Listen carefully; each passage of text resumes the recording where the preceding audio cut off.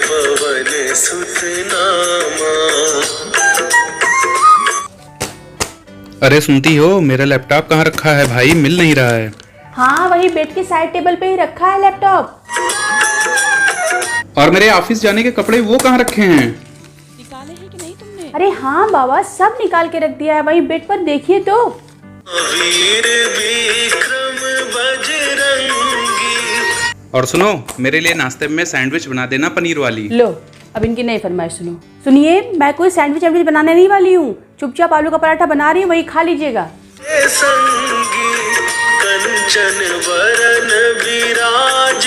मैं पराठा नहीं खाऊंगा, मुझे बना दो वही सैंडविच पनीर वाली। मैं नहीं बनाऊंगी। कानन कुंडल कुंचित केसा। क्या है बहू, क्यों सुबह सुबह इतना चिल्ला चिल्ली मचा रही हो?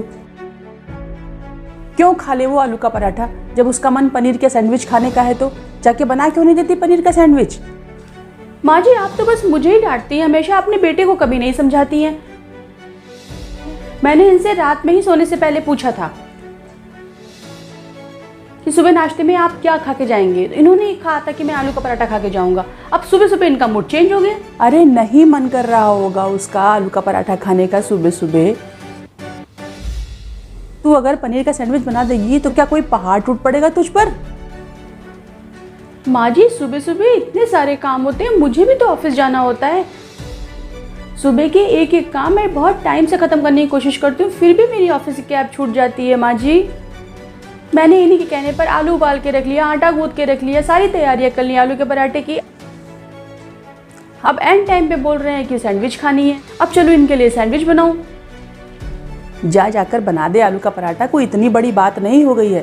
ठीक है माँ जी, आज तो सैंडविच बना दे रही हूँ, लेकिन जरा अपने साहबजादे को समझा दीजिएगा कि सुबह सुबह मुझसे कोई नया काम ना कहा करे, जो भी खाना पीना रहा करे रात में बता के सोया करें। हाँ हाँ ठीक है, समझा दूंगी, ताकि मैं उसी हिसाब से तैयारी कर लूँ। सुबह मेरे पास खुद ही समय नहीं रहता है। जितनी देर तू मुझसे खड़े होकर यहाँ बहस कर रही है ना, उतनी देर में तो अब तक सैंडविच बना भी चुकी होती। जा अब जल्दी। मेरे बारे में तो कोई सोचता ही नहीं है माँ जी। जा, मेरी बीपी की दवा ला करके दे, नहीं तू ऑफिस चली जाती है, फिर मैं खाना भी भूल जाती हूँ। और आज तूने मुझे करेले का जूस भी नहीं दिया। ला रही हूँ माँ जी। नौकरी क्या करने लगी है, अपने आप को कहीं की गवर्नर समझने लगी हैं। हाथ की जगह मुंह जरा चलाती हैं। भजन भी ठीक से नहीं सुनने दिया। और ओ कलेक्टर साहब, जरा सुनिए जी इधर। माँ, बताइए। यहाँ कोई रेस्टोरेंट नहीं खुला है, जो जब फरमाइश कर दिया तुरंत ऑर्डर आपके टेबल पे आ गया। जो भी खाना पीना रहा करे नाश्ते में, रात में उसे बता दिया करो, ताकि वो उसी हिसाब से तैयारी कर लिया करे। सुबह उसे भी ऑफिस जाना रहता है, उसके पास भी टाइम कम रहता है। डिमांड करते रहेंगे, कभी कुछ तो कभी कुछ। ठीक है माँ, ध्यान बिल्कुल रखूंगा। रखना। इसका फोन आ गया अब। Hello hello Nirmala. हाँ राधिका, आज कैसे याद कर लिया अपनी सहेली को? अरे कैसी आवाजें आ रही है तेरे पीछे, जैसे कोई लड़ाई कर रहा हो। अरे कौन इतना तेज तेज बोल रहा है तेरे पीछे? अरे वो सूरज है मेरा बेटा, अपनी बीवी को नौकरी करने के लिए कह रहा है और वो मना कर रही है। हे भगवान, अरे राधिका तेरी बहू मना क्यों कर रही है नौकरी करने के लिए?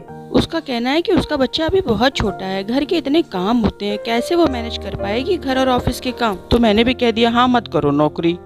गजब हो राधिका, तो फिर तू इतनी पढ़ी लिखी बहू लाई ही क्यों, जब तुझे उससे चूल्हा चौकिया ही करवाना था तो? लेकिन निर्मला, अगर बहू नौकरी करेगी तो घर के काम कौन करेगा, मेरे बस का नहीं है। अरे राधिका, बैठे बैठे तेरे भी तो हाथों में जंग लग जाएगा। अरे दोनों सास बहू मिलकर गृहस्थी चलाओ और बहू को नौकरी करने दो। लेकिन बच्चे? अरे बच्चों का क्या है, बच्चे तो धीरे धीरे बड़े ही हो जाएंगे। इन्हीं बच्चों के उज्जवल भविष्य के लिए ही तो पति पत्नी दोनों का कमाना बहुत जरूरी है। हमारा जमाना और था राधिका। ये तो है निर्मला, हमने तो 2 जोड़ी कपड़े में ही अपनी पूरी जिंदगी उजाड़ दी। लेकिन आजकल के बच्चों के बड़े खर्चे। आजकल एक आदमी के कमाए से घर कहाँ चलता है, इसीलिए तो आजकल सब पढ़ी लिखी नौकरी वाली बहू पसंद करते हैं लेना। तूने भी तो पढ़ी लिखी बहू ली, नौकरी वाली बहू ली।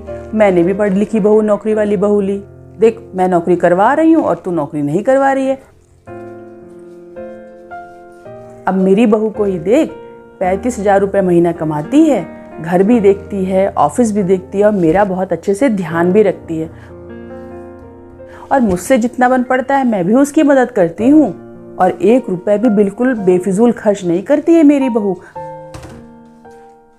बहुत कदर करती है पैसों की। ठीक है, तो फिर मैं बहू से नौकरी के लिए बात करती हूँ। हाँ बिल्कुल, बहू को समझा और उसका सहयोग कर नौकरी करने में, तब जाके घर अच्छे से चलता है। ठीक है निर्मला, रखती हूँ। ठीक है ठीक। तू क्या खड़ी खड़ी अपनी तारीफ सुन रही है? करेले का जूस अभी तक लेकर के नहीं आई? जा जल्दी। बिल्कुल पागल ही है ये। हे भगवान, मैंने पिछले जन्म में जरूर कोई पुण्य किया होगा जो मुझे इतनी अच्छी बहू मिली, नहीं तो आज के ज़माने में ऐसी बहुएं मिलती कहाँ हैं। नौकरी क्या करने लगती हैं बहुएं? अपने आप को कलेक्टर समझने लगती हैं।